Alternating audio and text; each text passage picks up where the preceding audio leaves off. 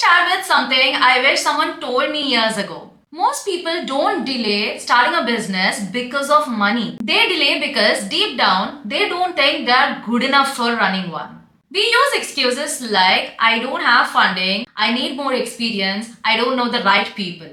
But if we strip everything away, the real reason we don't start is because we are waiting for confidence. And the twist is, confidence doesn't show up before you begin, it only shows up after you take action. Hi, I'm Amrita. I've been building businesses for a few years now, first in India and now again in Dubai. And I'll be honest with you, I did not start confident at all. My voice used to shake on phone calls, my hands used to sweat before meetings. And honestly, even today, sometimes I'll have client call and my heart is racing 10 minutes before.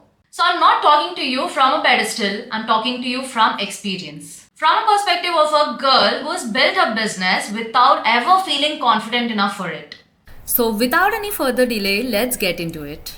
Chapter 1. Confidence isn't a feeling, it's a side effect. Confidence is not personality, it is not something that you're born with. According to a scientist, Albert Bandura, confidence is basically your brain collecting proof that you can handle difficult things, which means you don't get confidence before taking action. You get confidence because you took action. So it's like your brain needs evidence. Okay, we did it once, we did not die. Let's do it again. Imagine sitting there saying, I'll start my business once I feel confident. That's like saying, I'll go to gym once I become fit. It doesn't work like that. You act first, the confidence follows later, quietly, slowly, and almost accidentally. Chapter 2. Your brain is not against you, it's protecting you. There's a psychological concept called spotlight effect. It basically means you think that everybody is looking at you, analyzing you, judging you. When in reality, they're thinking about themselves 98% of the time. You want to post about your business.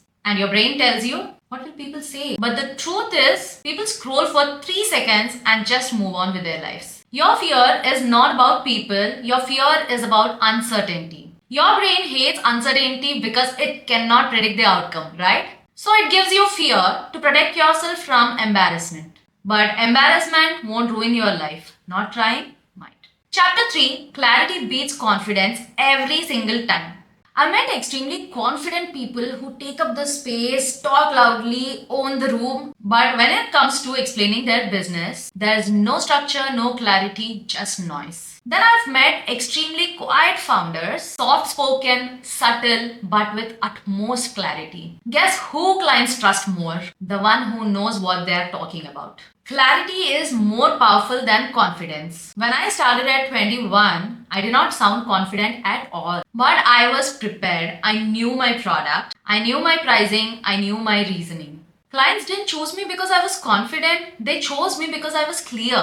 And clarity, unlike confidence, is something you can build with practice. Chapter 4. The Confidence Ladder. Confidence is not one big leap. It's a slow and steady ladder. And ladders are climbed one step at a time. So these are the action steps that you have to do one by one. Step 1. Do any tiny action. Send an email, research for 10 minutes, talk to one potential customer. Step 2. Repeat it until your brain stops panicking. Repetition turns fear into familiarity, and your brain loves familiarity. Step 3. Increase the difficulty by 5%, not 50, just 5.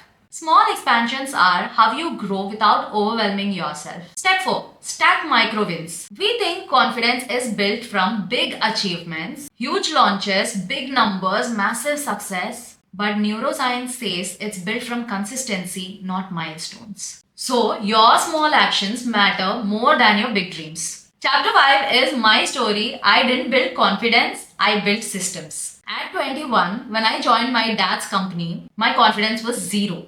I didn't know how to talk to clients. I didn't know how to negotiate. I didn't know how to present. But what helped me was not some motivational quotes, it was systems. I used to write down what I would say. I'd rehearse my tone. I'd prepare answers for possible objections. I'd organize everything before the call. And slowly, my brain stopped panicking because it knew I had structure. It wasn't confidence, it was preparation disguised as confidence. And honestly, preparation works better than confidence most of the days. Chapter 6. Fear means the thing actually matters. There's a quote I love. If it didn't matter, you wouldn't be scared. Fear is not a signal to stop, it is a signal for importance. If your heart is racing before a launch, before a pitch, before a meeting, it means that moment has a potential to change your life. Your brain reacts because something big is happening. Lean into it, don't run from it. Chapter 7, Borrow confidence until you build your own. This is the part everyone skips. You don't have to build the confidence alone. You can borrow confidence from mentors, from scripts, from systems, from routines, from people who've done this before, from tools. I literally prepare everything with ChatGPT before attending big meetings. Confidence is transferable. Let someone else's confidence hold you until you grow yours. So if you're watching this thinking, I'll start once I'm ready, I'm going to say this gently. You will never feel fully ready. You start when you're scared, when your voice shakes, when you feel unqualified, when you think everyone else is better than you. Because confidence is not an entry ticket, it's the reward. And you only earn it once you start walking towards the thing that you want. And I promise, if you start small, stay consistent, your confidence will eventually catch up to your dreams. If this video helped you, please make sure you subscribe. I would love to have you on this journey.